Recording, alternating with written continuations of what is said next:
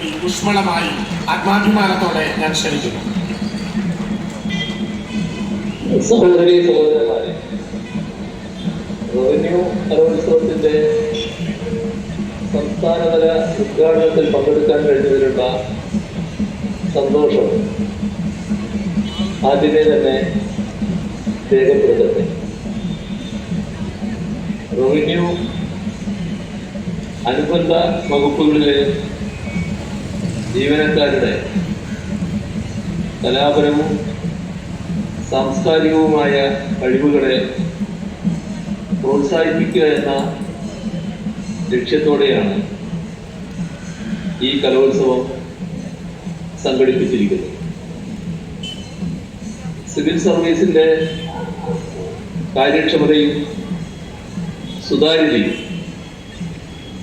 ഉയർത്തുക എന്നതുപോലെ തന്നെ പ്രധാനമാണ് സിവിൽ സർവീസിന്റെ ഭാഗമായ ഉദ്യോഗസ്ഥരുടെ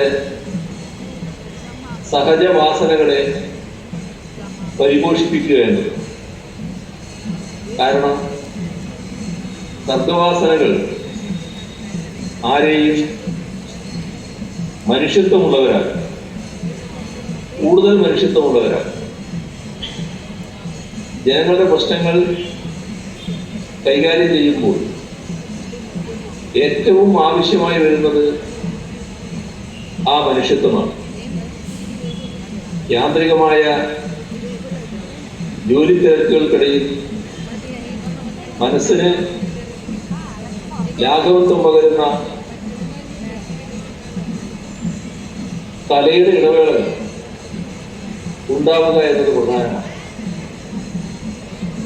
അങ്ങനെ ഉണ്ടാവുന്നെങ്കിൽ അത് കാര്യക്ഷമത വർദ്ധിപ്പിക്കുവാൻ വലിയ തോതിൽ സഹായിക്കുക തന്നെ ചെയ്യും.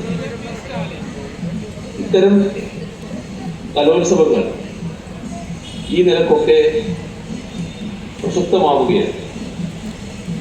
നാം നവകേരള നിർമ്മിതിയിൽ ഏർപ്പെട്ടിരിക്കുന്ന ഘട്ടമാണ്. ഈ ഘട്ടത്തിൽ സാംസ്കാരിക രംഗത്തെ മുന്നേറ്റങ്ങൾക്ക് സവിശേഷ പ്രാധാന്യമുണ്ട്. അതുകൊണ്ട് തന്നെയാണ് കലാ സാംസ്കാരിക മേഖലകൾ ഉൾപ്പെടെ ഈ സർക്കാർ വലിയ തോതിൽ ശ്രദ്ധിക്കുന്നതും അതിലിടപെടുന്നു. കലാരൂപങ്ങൾ പൊതുവിൽ അവ ഉത്ഭവിച്ചതും വികസിച്ചതുമായ കാലത്തെ സാമൂഹിക സാമ്പത്തിക ബന്ധങ്ങളെ അപഗ്രഥിക്കുന്നതിനും വിശകലനം ചെയ്യുന്നതിനുമുള്ള ഉപകരണങ്ങൾ കൂടിയാണ്. ചരിത്രത്തെ മനസ്സിലാക്കാൻ വരെ കലാ സാഹിത്യ സാംസ്കാരിക രൂപങ്ങൾ പ്രയോജനപ്പെടും. ആ നിലക്കുള്ള സമീപനമാണ് സാംസ്കാരിക ചരിത്രത്തോട് പുരോഗമന സമൂഹം പുലർത്തേണ്ടത്. അങ്ങനെ നോക്കിയാൽ കലോത്സവങ്ങൾ വലിയൊരു സേവനമാണ് ചെയ്യുന്നത് എന്ന് കാണാം. ചരിത്രത്തെ അറിഞ്ഞുകൊണ്ട് നാടിനെ പുരോഗമനപരമായി സാംസ്കാരിക രംഗത്ത് മുന്നോട്ട് നയിക്കാനുള്ള ഇടപെടലുകളാണ് പൊതുവിൽ കലോത്സവങ്ങളിൽ ഉണ്ടാവേണ്ടത്. അത്തരത്തിലുള്ള ഒരു പരിശ്രമമായി വേണം ഇന്നിവിടെ നടക്കുന്ന ഈ കലോത്സവത്തെയും കാണാൻ. കലോത്സവം എന്നതിലുപരി ഇത്തരം ഒത്തുചേരലുകൾ പല നിലയിൽ പ്രസക്തിയുണ്ട്. സാംസ്കാരിക മേഖലയിലും കലാകാരന്മാരുടെ ജീവിതത്തിലും കോവിഡ് മഹാമാരി സൃഷ്ടിച്ച പ്രതിസന്ധിയിൽ നിന്നുള്ള തിരിച്ചുവരവ് എന്ന നിലയിലാണ് ഈ കൂട്ടം ചേരലുകളുടെ ഒന്നാമത്തെ പ്രസക്തി. അതുകൊണ്ട് തന്നെ വലിയ ശുഭപ്രതീക്ഷ നൽകുന്ന ഒരു കൂട്ടം ചേരലാണ്. സാംസ്കാരിക പ്രവർത്തകർക്കെതിരെ ലോകത്തെങ്ങും വർദ്ധിച്ചു വരുന്ന അതിക്രമങ്ങളോടുള്ള ചെറുത്തുനിൽപ്പ് എന്ന നിലക്കുള്ളതാണ് ഇതിൻ്റെ രണ്ടാമത്തെ പ്രസംഗം. പൊതുവിൽ വിദ്വേഷപരമായ അതിക്രമങ്ങൾ വർദ്ധിച്ചു വരുന്ന ഈ ഘട്ടത്തിൽ കേരളത്തിൽ അഭിപ്രായ സ്വാതന്ത്ര്യത്തിന്മേൽ ഒരു തരത്തിലുള്ള കൈകടത്തലും ഉണ്ടാകുന്നില്ല എന്ന് സർക്കാർ ഉറപ്പുവരുത്തുന്നത് സാംസ്കാരിക പ്രവർത്തകർക്ക് മാത്രമല്ല, വസ്തുതാപരമായി തങ്ങളുടെ അഭിപ്രായങ്ങൾ സ്വതന്ത്രമായി പറയാനും അവ പ്രചരിപ്പിക്കാനുമുള്ള സ്വാതന്ത്ര്യം സമൂഹത്തിലെ എല്ലാ വിഭാഗങ്ങൾക്കും ഇവിടെയുണ്ട്. നമ്മുടെ സംസ്കാരം അഭിവൃദ്ധിപ്പെടണമെങ്കിൽ അത്തരം വിനിമയങ്ങൾ ഉണ്ടായേ തീരൂ എന്നാണ് സർക്കാർ കണക്കാക്കുന്നത്. അത്തരം വിനിമയങ്ങൾ സജീവമാക്കാനുള്ള ചൂടുവെപ്പായി കൂടിയാണ് ഈ റവന്യൂ കലോത്സവം സംഘടിപ്പിച്ചിട്ടുള്ളത്. നേരത്തെ സൂചിപ്പിച്ചതുപോലെ സാംസ്കാരിക മേഖലയുടെ പ്രാധാന്യം മനസ്സിലാക്കിക്കൊണ്ട് വലിയ തോതിലുള്ള ഇടപെടലുകളാണ് സർക്കാർ നടത്തുന്നത്. മഹാമാരിയുടെ കാലത്ത് പോലും സാംസ്കാരിക മേഖല അഭിവൃദ്ധിപ്പെടണം എന്ന് കരുതിയതുകൊണ്ടാണ് കോവിഡ് പ്രതിസന്ധി മറികടക്കാൻ ഓൺലൈൻ കലാപ്രദർശനം സംഘടിപ്പിച്ചത്. കലാകാരന്മാർക്ക് 1000 രൂപ വീതം ധനസഹായം ലഭ്യമാക്കി.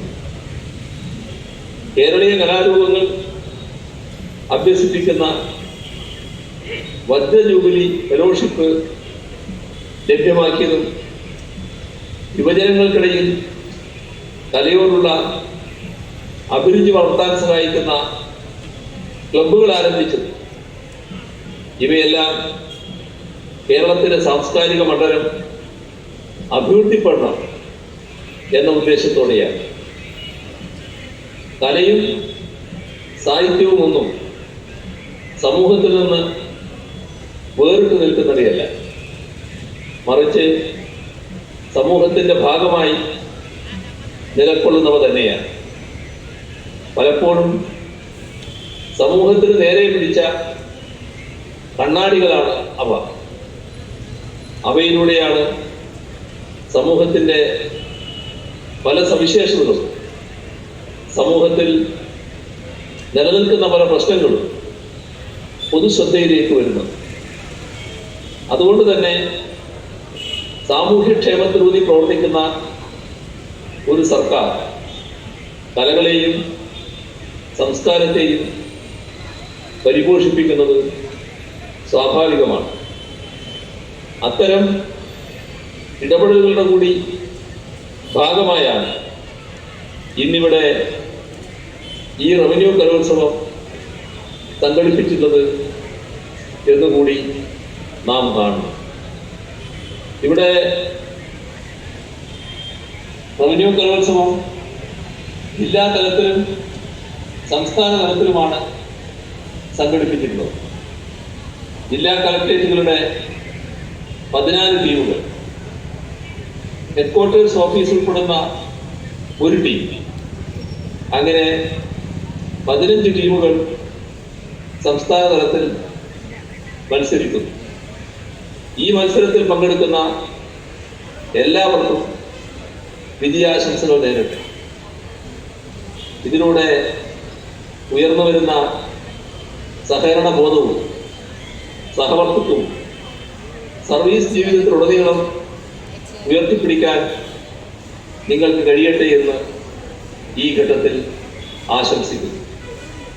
തുടക്കത്തിലെ സൂചിപ്പിച്ചതുപോലെ കാര്യക്ഷമവും സുതാര്യവുമായ ഒരു സിവിൽ സർവീസാണ് സർക്കാരിൻ്റെ ലക്ഷ്യം.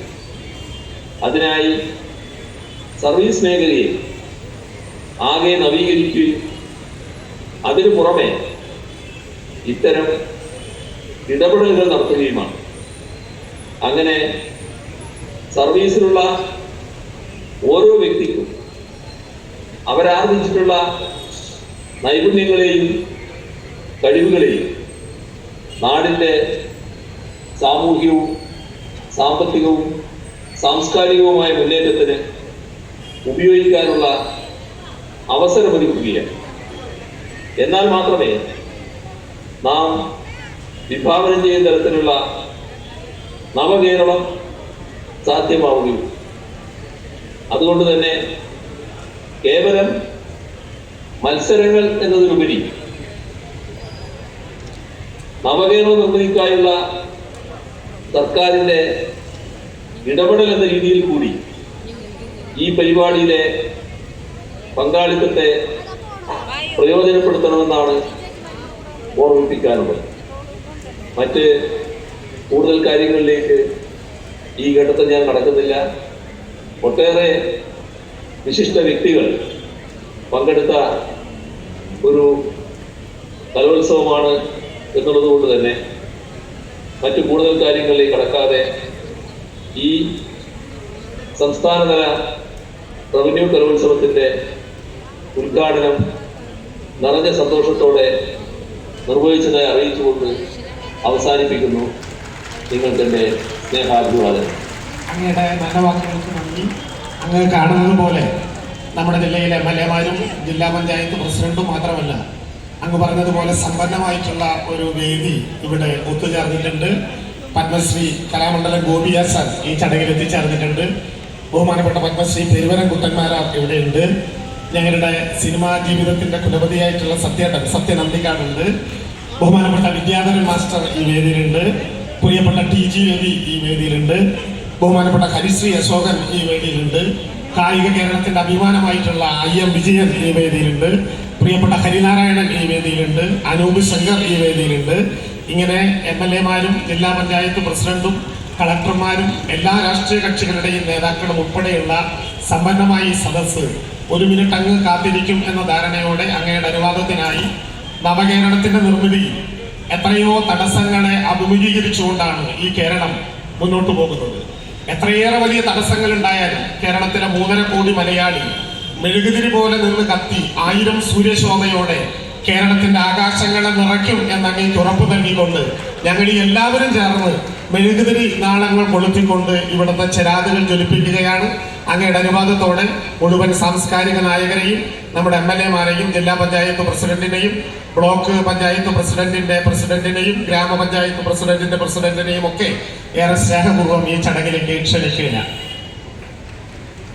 കലയുടെ സമ്മോഹന വേദിയായി മാറുന്ന റവന്യൂ മഹാമേളയെ സ്നേഹദീപം കൊളുത്തി ധന്യമാക്കുന്നതിന് എല്ലാ വിശിഷ്ടാതിഥികളെയും സ്നേഹപൂർവ്വം ക്ഷണിക്കുന്നു.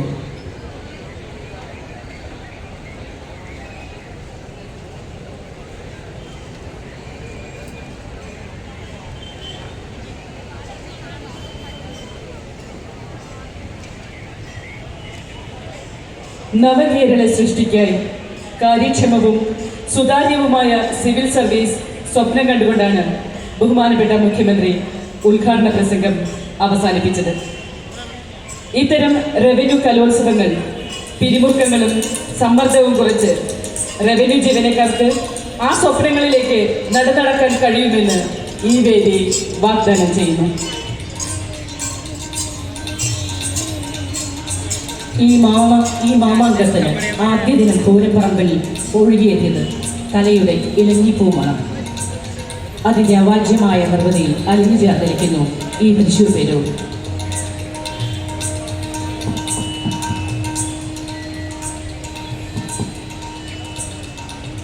സംസ്ഥാന റവന്യൂ കലോത്സവം വിശിഷ്ടാതിഥികൾ സ്നേഹദീപം കൊളുത്തി